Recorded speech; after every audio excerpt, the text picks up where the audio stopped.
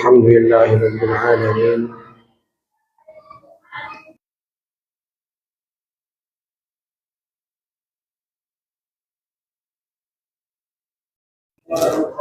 Wa habibina Muhammadin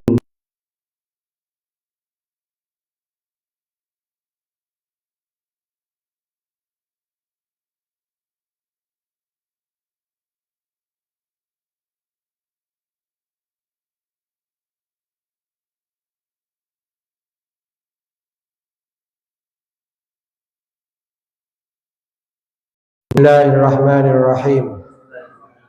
Allahumma inni a'udzubika an adilla aw udalla aw azilla aw uzalla aw azlima aw udlama aw ajhala aw yujhala alayya. Allahumma zidna ilman nafi'a warzuqna fahma. Qala al-musannifu rahimahullah,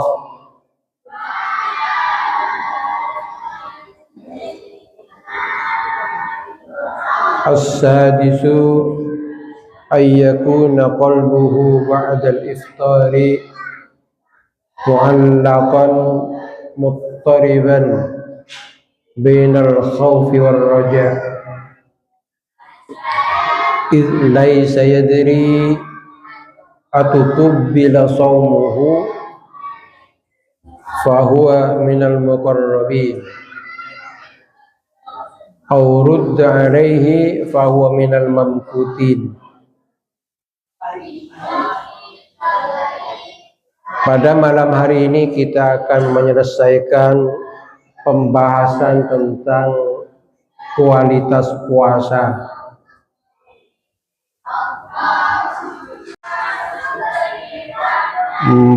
Menyelesaikan tentang rahasia-rahasia puasa, menutup tentang pembahasan asrarus shaum, yaitu yang keenam. Pesan Imam Ghazali yang keenam dan yang terakhir dari pembahasan puasa yang berkualitas, hendaknya setelah berbuka puasa hati kita merasa cemas.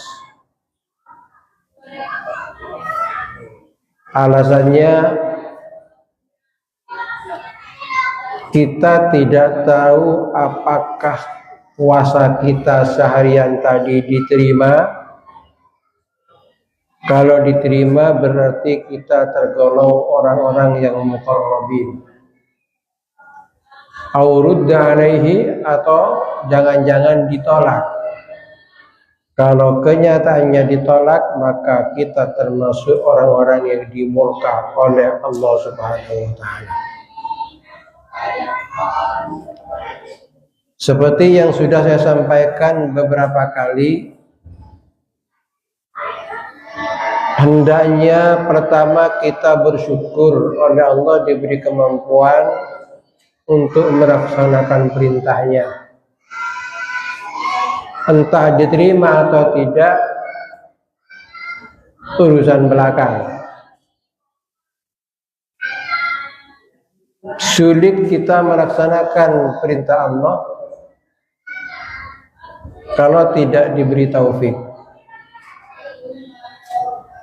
Namun oleh karena ihsan merupakan makom teratas di dalam Islam, yang merupakan sumber utama di dalam ilmu tasawuf,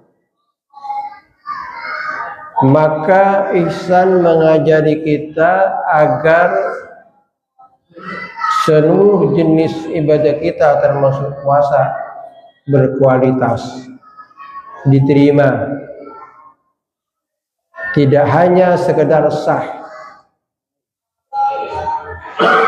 Kalau kita melaksanakan ibadah termasuk puasa merasa puas dengan sah, sama saja kita berbisnis merasa puas dengan tidak mendapatkan untung. Kalau kita mengacu pada bisnis, kalau kita bandingkan dengan ibadah, kalau kita bandingkan dengan bisnis, maka tampaknya bila orang tetap mempertahankan bisnisnya padahal dia tidak pernah mendapatkan keuntungan, berarti dia berbisnis hanya sekedar iseng. Jualan bertahun-tahun nggak pernah untung, hanya kembali modal. Dia bertahan dengan posisi itu, berarti dia hanya ngisi waktu saja.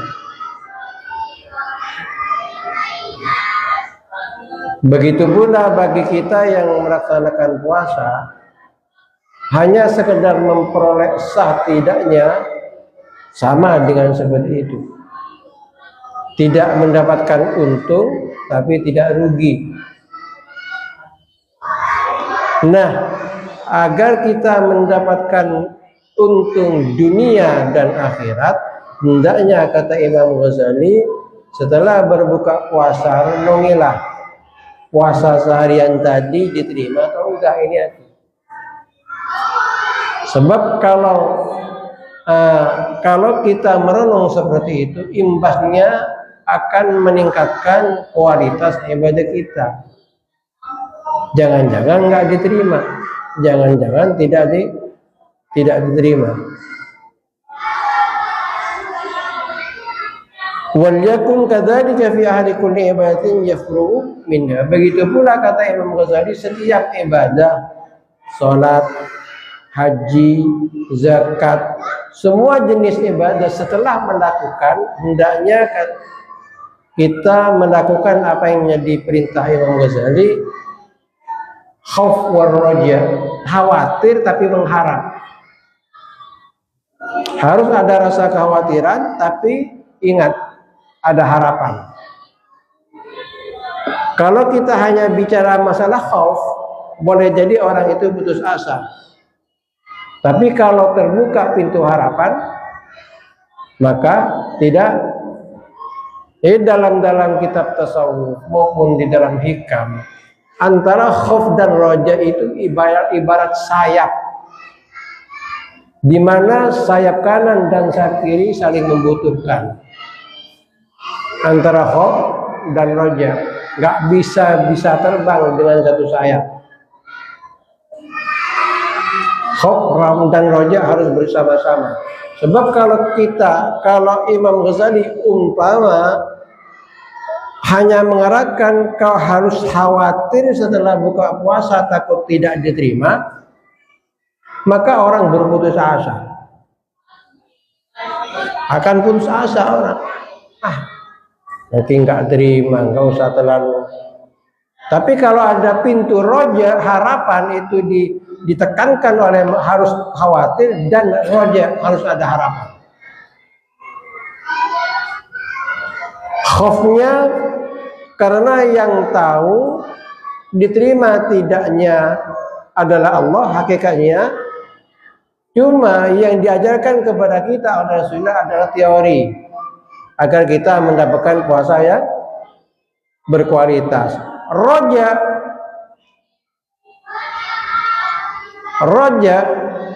adalah Allah punya fadl. Roja fadlnya Allah, tidak hanya sekedar maghfirah Allah.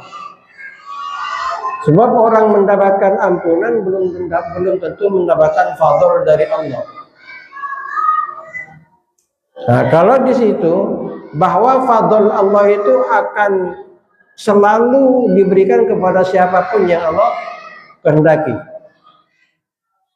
Setiap orang itu mempunyai hak selama dia punya nilai-nilai keimanan, punya peluang untuk memperoleh fadl Allah. Itu kandungan roja. Khauf dan roja, khawatir tapi punya harapan. Bagaimanapun kekhawatiran kita, bagaimanapun kualitas puasa kita dalam hal ini, yang jelas kita sudah melakukan puasa secara syar'i. Allah tidak akan menyia-nyiakan apa yang kita lakukan. Khauf dan roja. Di dalam kitab Ar-Risalatul Qusairiyah juga khauf roja itu selalu bersama-sama. Mengharap tanpa khauf omong kosong. Khauf tanpa roja bisa kau putus asa. Jadi habis puasa, habis buka puasa, apa? Ayyakuna qalbuhu ba'dal iftar. Bahkan setiap selesai melaksanakan ibadah apapun harus seperti itu.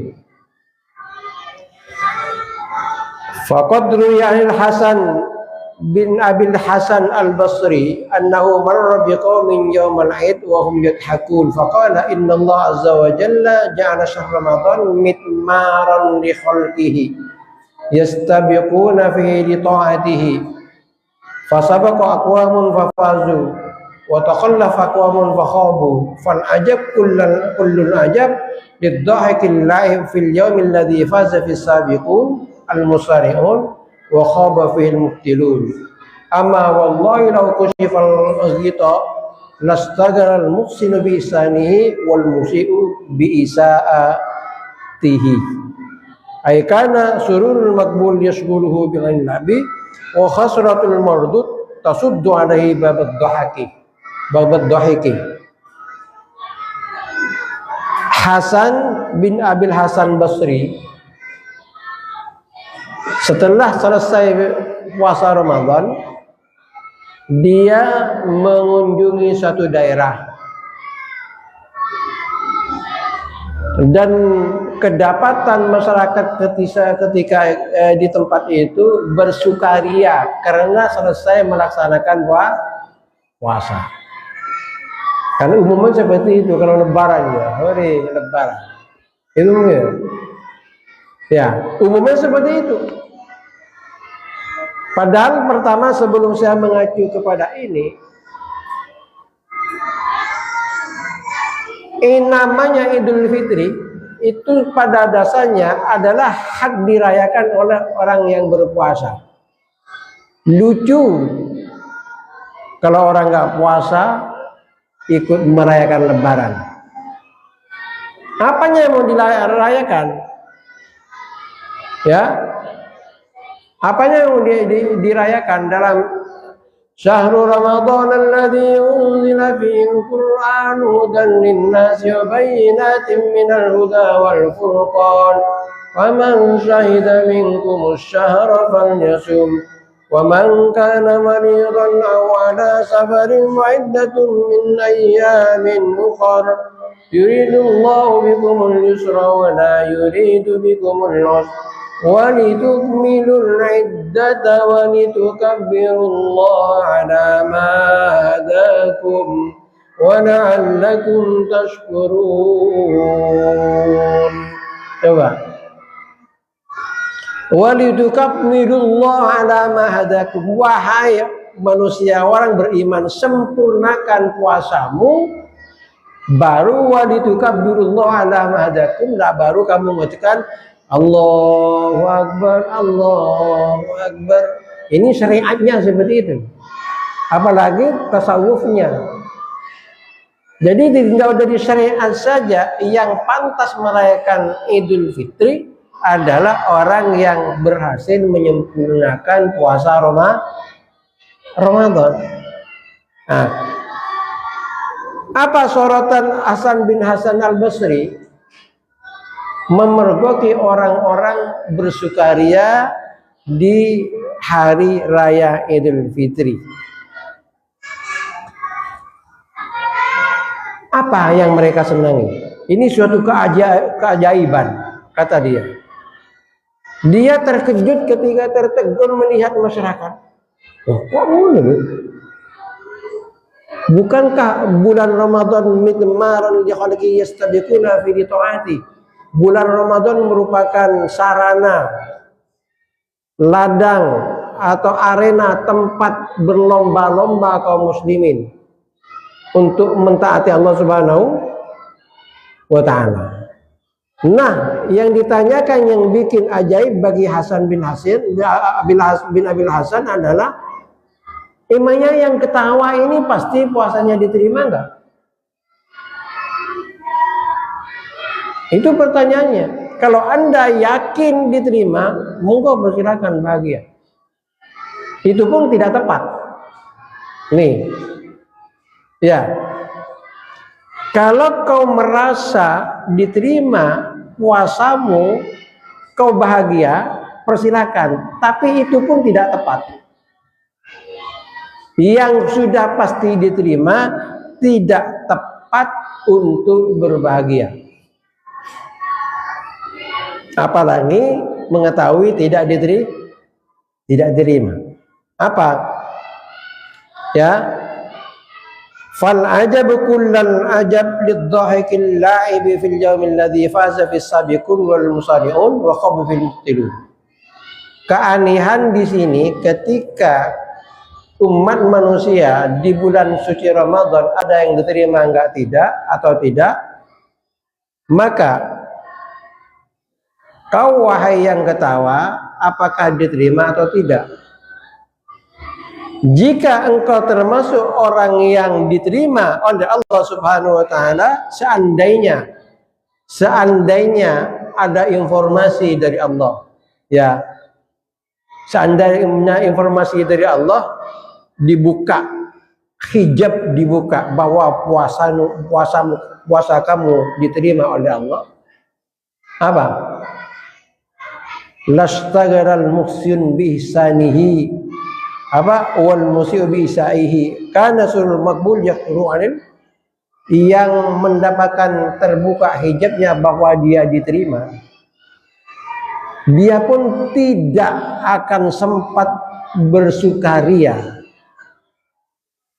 Kenapa? Maka dia sibuk dengan bersyukur sujud kepada Allah. Ya kan?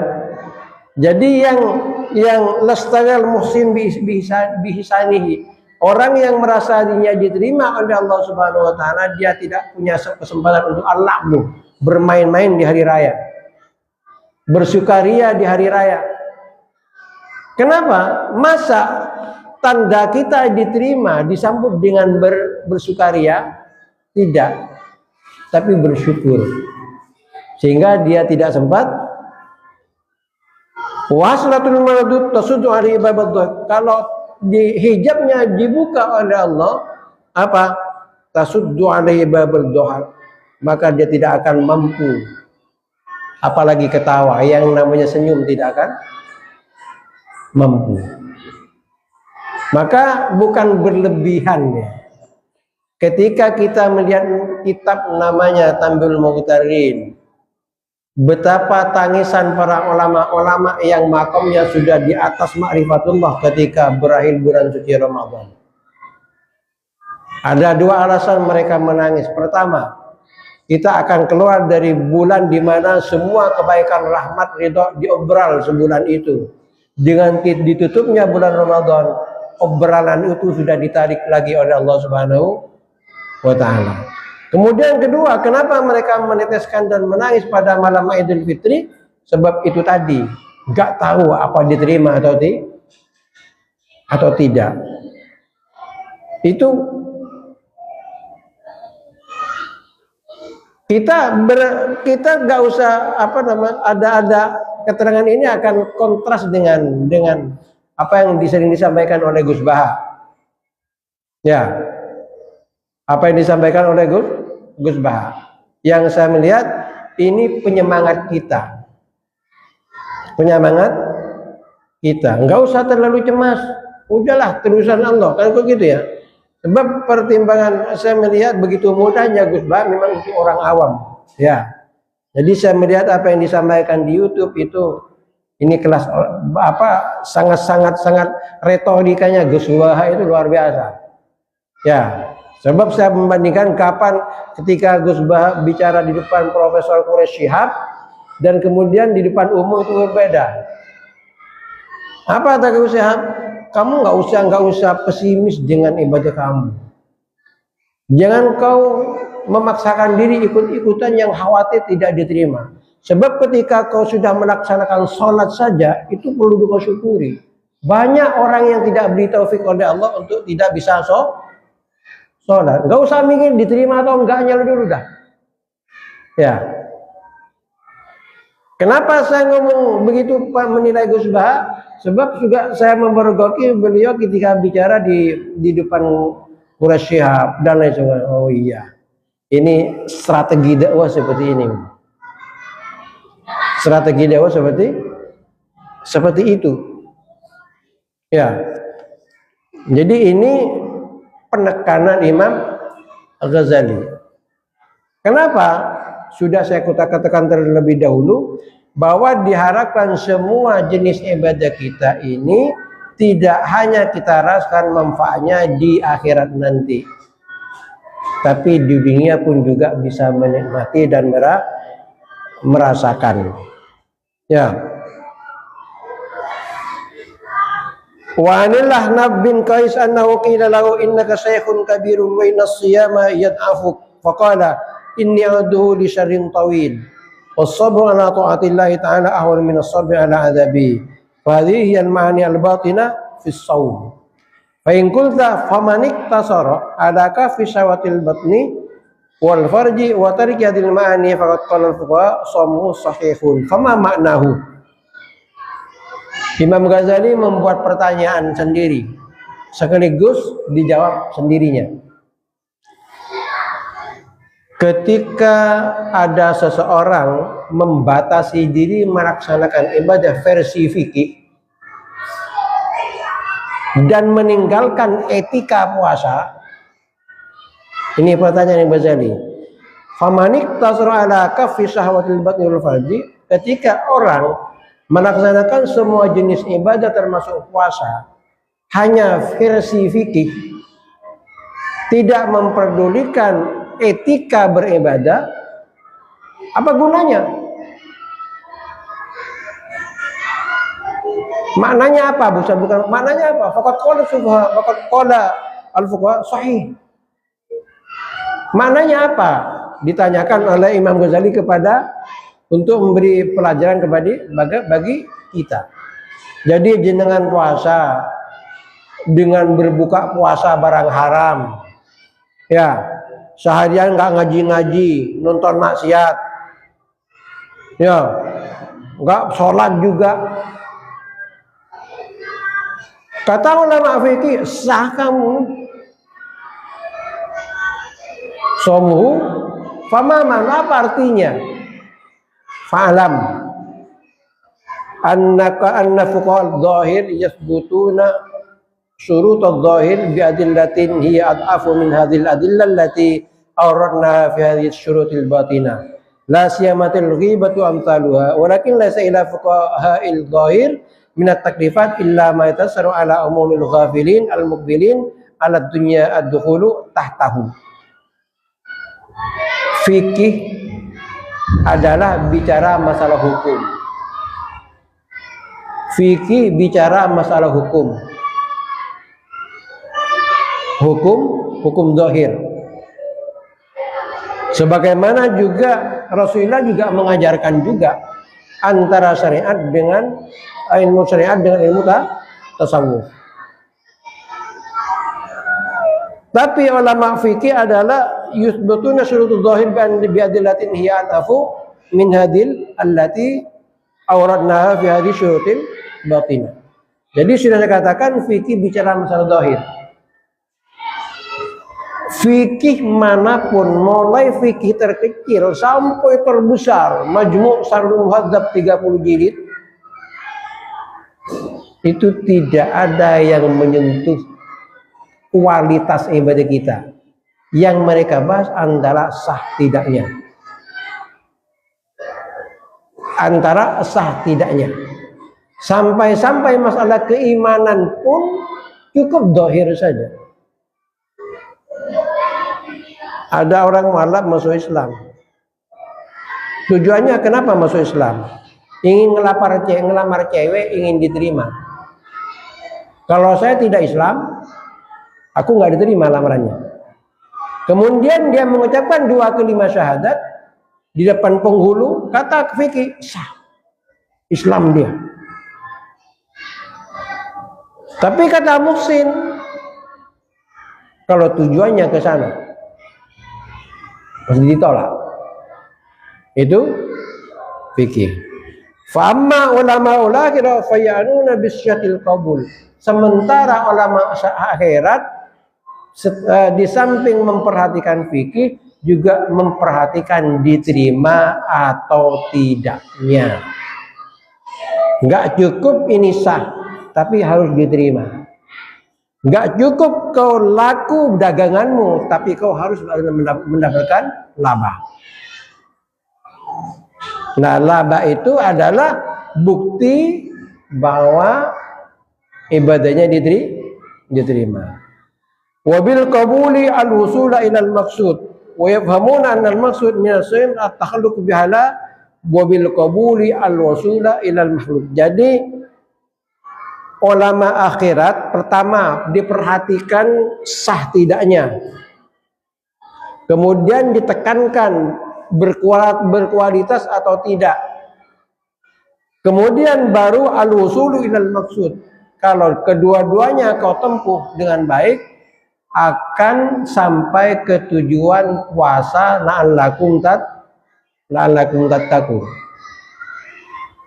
Jadi dari pernyataan ini, kalau orang yang berpuasa tapi habis bulan suci Ramadan kembali ke perbuatan yang tercela lagi, berarti sah puasanya tapi tidak berkualitas, tidak usul. Ketidakusulan itu karena ada tidak diterima. Apa usul? Wa yafhamuna anna al-maqsud min as-shaum at-tahalluq bi khalqillah bi khulqin min akhlaqillah. Tujuan puasa pertama agar kita mempunyai karakter dan watak, adab, etika sebagaimana akhlak yang diajarkan oleh Allah As-Samadiyah. Wal iktidau bil malaikati bil kafi anil syahawat. Hasil puasamu dapat mengendalikan apa? Kita dari berbuat mengikuti hawa nafsu, mengikuti malaikat. Termasuk di luar sampai akhir hayat. Tidak hanya ketika itu saja. Itu tujuan doa. Pertama, at-takhalluq bi khuluqin min akhlaqillah. Berakhlak seperti akhlak Allah. Penyabar, dermawan, pemaaf. Itu kan akhlakullah.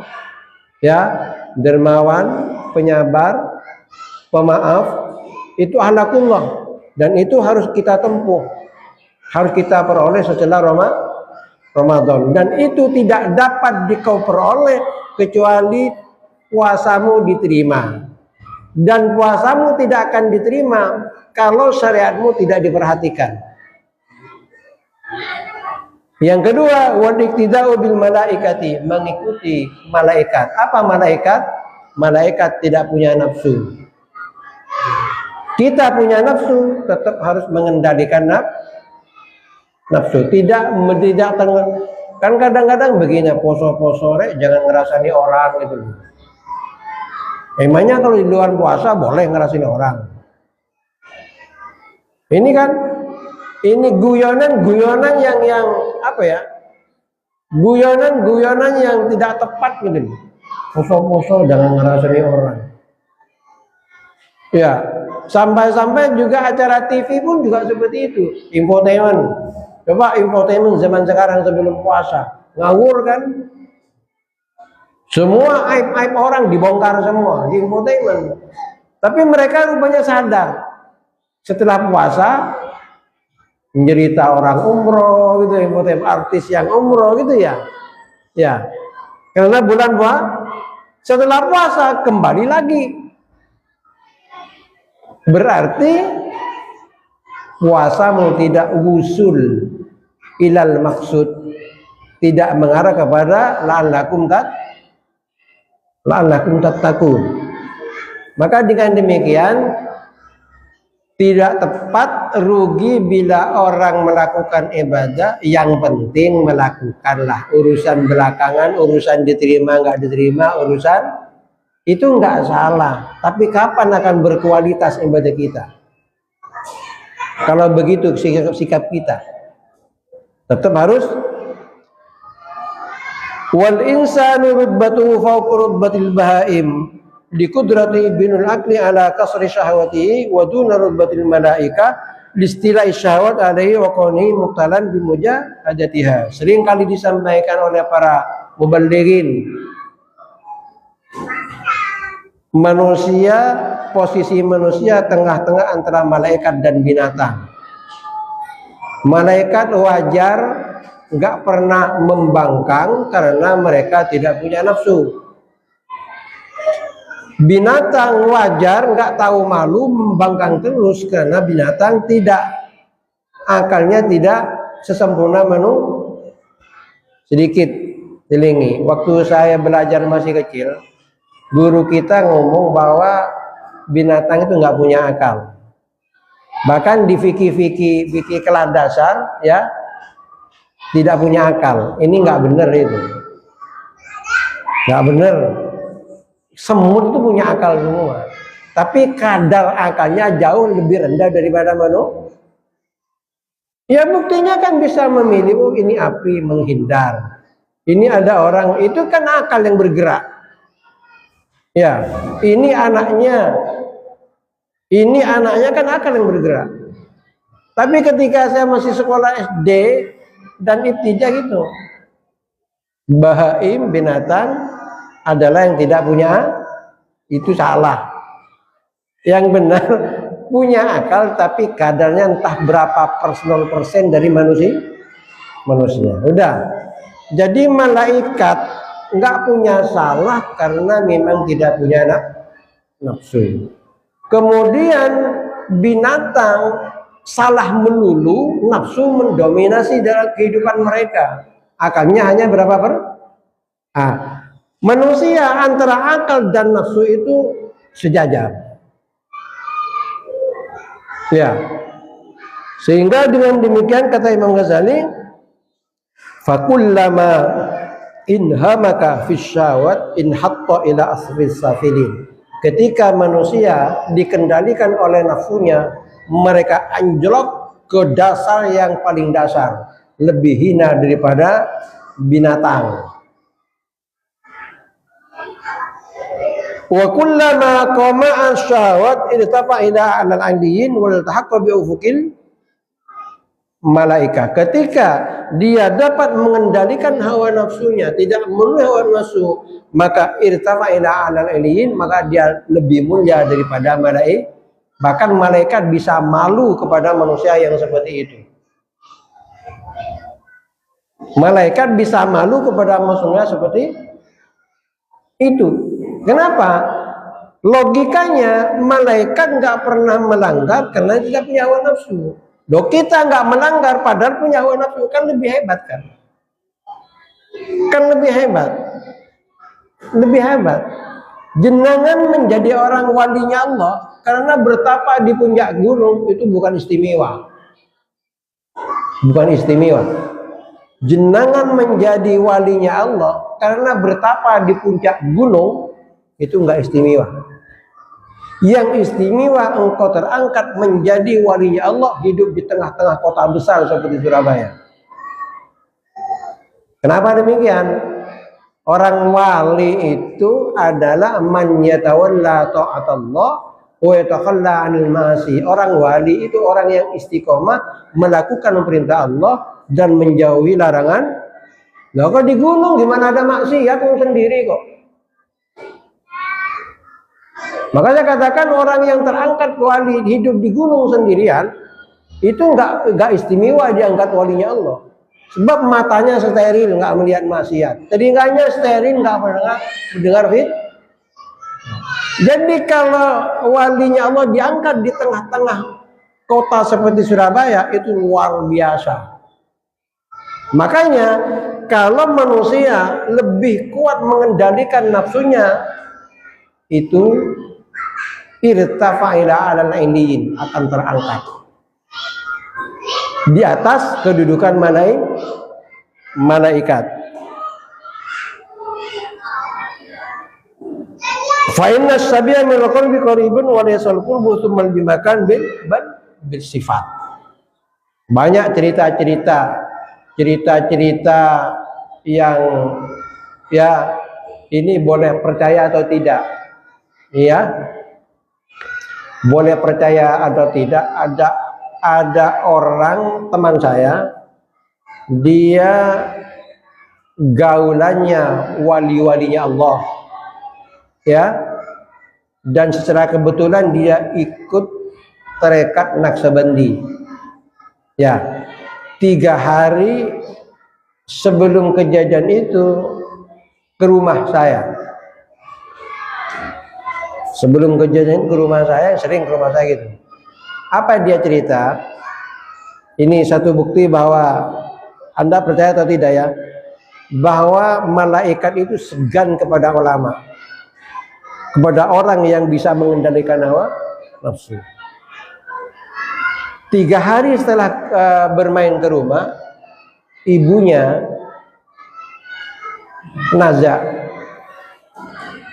nazaknya mulai entah siang atau dia, pokoknya 6 jam. Nazak itu terlalu lama. Padahal ibunya, saya tahu sendiri ya, ibunya istiqomahnya luar biasa. Bener, ibunya istiqomah. Keluarga ini keluarga Naqsabandi semua. Ayahnya Naqsabandi, ibunya juga Naqsabandi, anaknya juga Naqsabandi. Itu cerita orang. Jadi singkat cerita, ketika mendampingi sang ibu, dia berpikir, ya Allah, gerangan dosa apa yang dilakukan oleh ibu, kok sampai sesulit ini dia sakratul maut. Sampai ngomong gitu nih, kok sampai sesulit ini sakratul maut. Aku nggak pernah melihat mergoki ibu melakukan dosa besar, itu nggak pernah. Pada saat dia menangis, nggak tega melihat ibu yang sakratul maut, tiba-tiba kata dia ada orang datang berpakaian hitam, ya, lagi dia mentalkin ibunya, sambil nangis, tapi pikirannya ke apa salah ibu saya. Orang yang datang pakaian hitam ngomong, foto-foto di kamar tamu turunkan semua, malaikat malu mau masuk. Aku balian, langsung pergi. Lah yang teman saya ini nggak sadar, tidak memperhatikan siapa tamu tersebut, cuma ngomongnya begini, turunkan foto-foto di kamar tamu, malaikat mau masuk, malu. Aku balian, langsung pergi. Apa dia melakukan? Langsung keluar, turunkan semua. Foto ulama semua, termasuk guru saya Syed Muhammad Al-Maliki. Jadi di situ foto-foto para ulama. Yang tahu guru saya, kemudian Kiai Osman dan Kiai Asrodi, ya. Setelah turun semua, langsung nazar seret. Nah, baru di situ Hadori cari orang itu, ya hilang. Apa itu balian? Balian itu nama lain Nabi Khidir. Tuh, Nabi Khidir. Jadi nama Khidir itu balian bilmalkan. Jadi ketika itu turunkan foto, malaikat maut mau masuk, malu ke foto itu, turunkan. Aku balian, assalamualaikum, pergi. Coba. Itu fotonya, ke fotonya itu loh. Ke fotonya, bukan ke orangnya langsung. Jadi sesuai dengan ini, irtafa'ina ala indiyin. Itu yang dimaksud. Maka kembali kepada puasa, kualitas semua jenis ibadah akan mengangkat kedudukan kita ke ala iliyin. Sholat, puasa, dan lain sebagainya. Sebab ibadah puasa yang diterima adalah steril dari segala bentuk maksiat. Alasannya apa Imam Ghazali? Apakah akal-akalan? Tidak. Apa yang menjadi acuan Imam Ghazali? Kalau yang demikian, apa kataku ini tidak dibenarkan dan ditolak? Apa maksud Rasulullah bersabda, hadis sahih, kam min shaimin laisa lahu min siyami illal ju' wal atas. Berapa banyak orang puasa habis Ramadan tidak memperoleh apa-apa kecuali letih, lelah, kehausan dan kelaparan. Pernyataan Rasulullah. Siapa yang begini? Siapa yang puasa Ramadan tidak mendapatkan apa-apa? Yaitu tadi. Itu tadi apa? Puasa. Tapi tetap ngerasani orang. Yang dilihat kemaksiatan, menggunjing orang, mengadu domba. Itu yang maksud Rasulullah. Jadi semua itu termasuk tasawuf. Siapa ngomong tasawuf itu sesat? Tidak ada dasarnya semua. Ya kan tepat kan ya? Walau kana limisli jadwa fayu makna diqauli. Kalau pendapatku ini tidak ada gunanya, kata Imam Ghazali. Lalu apa? Mau dia coba artikan hadis Rasulullah yang sahih. Kam min siyamin aw sadaqah, kam min shaimin laisa lahu min siyamin illal ju' wal atas. Apa artikan?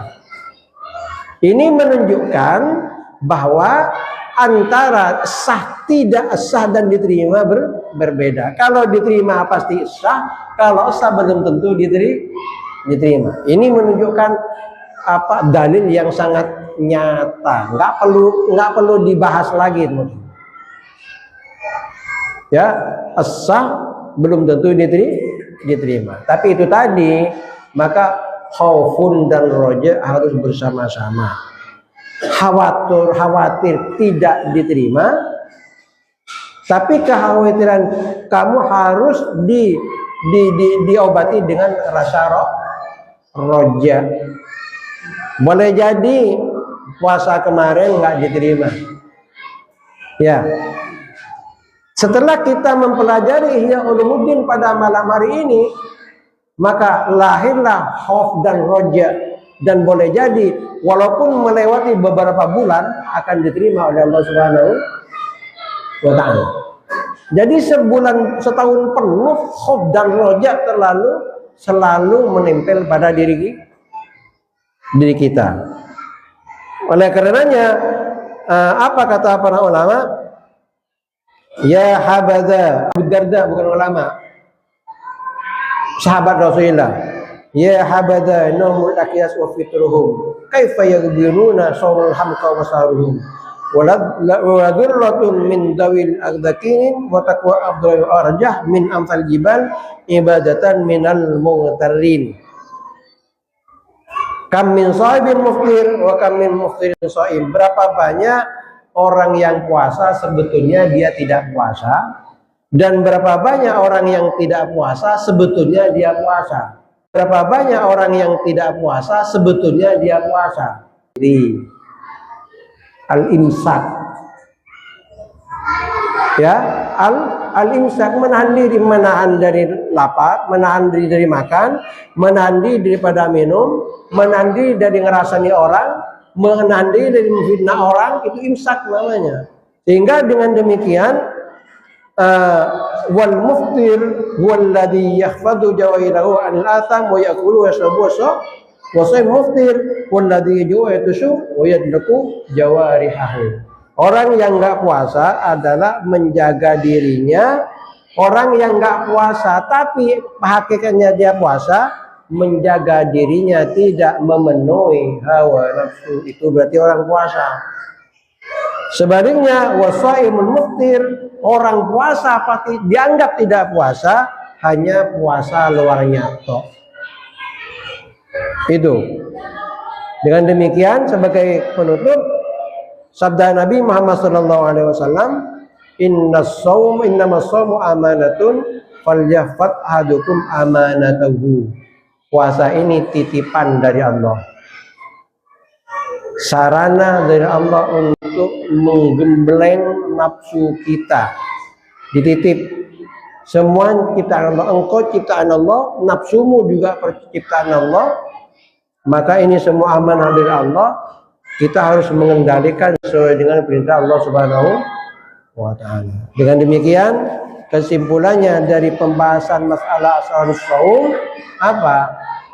Tingkatkan kualitas puasa kita, tidak hanya tidak makan, tidak minum, dan tidak berkumpul dengan istri, tapi tahan matamu dari kemaksiatan, lidahmu dari kemaksiatan, kakimu dari kemaksiatan, sehingga pada akhirnya kita al-wusulu ilal maksud, bisa sampai ke tujuan puasa itu sendiri, yaitu la'allakum tattaqun. Demikian yang dapat saya sampaikan. Ada pertanyaan? Apa?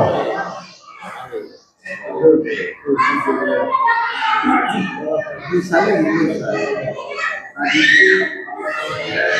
kan harus off dan berdiam, tapi itu tidak, dia itu gembira dalam melaksanakan ibadah apapun